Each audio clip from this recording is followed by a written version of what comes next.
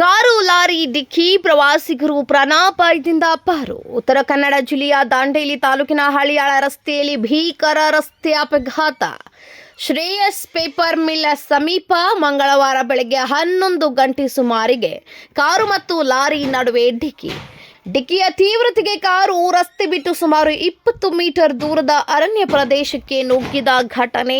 ಅಪಘಾತದಲ್ಲಿ ಕಾರಿನ ಮುಂಭಾಗ ಸಂಪೂರ್ಣ ಜಖಂಗೊಂಡಿದೆ. ಕಾರಿನಲ್ಲಿ ಪ್ರಯಾಣಿಸುತ್ತಿದ್ದ ಪ್ರವಾಸಿಗರಿಗೆ ಸಣ್ಣ ಪುಟ್ಟ ಗಾಯಗಳು ಸಂಭವಿಸಿದ್ರೂ ಪ್ರಾಣಾಪಾಯದಿಂದ ಪಾರಾಗಿದ್ದಾರೆ. ದಾಂಡೇಲಿ ಪ್ರವಾಸ ಮುಗಿಸಿಕೊಂಡು ಬಿಜಾಪುರ ಕಡೆ ತೆರಳುತ್ತಿದ್ದ ವೇಳೆ ಅಪಘಾತ ಸಂಭವಿಸಿದೆ. ಪೇಪರ್ ಮಿಲ್ ಹತ್ತಿರ ಎದುರಿನಿಂದ ಬಂದ ಲಾರಿ ಸರ್ಕಾರಿ ಬಸ್ಸನ್ನು ತಪ್ಪಿಸಲು ಹೋಗಿ ಕಾರಿಗೆ ಡಿಕ್ಕಿ ಹೊಡೆದಿರುವ ಮಾಹಿತಿ ಲಭ್ಯವಾಗಿದೆ. ಸ್ಥಳಕ್ಕೆ ಗ್ರಾಮೀಣ ಠಾಣೆ ಪೊಲೀಸರು ಭೇಟಿ ನೀಡಿ ಮುಂದಿನ ತನಿಖೆಯನ್ನು ಕೈಗೊಂಡಿದ್ದಾರೆ.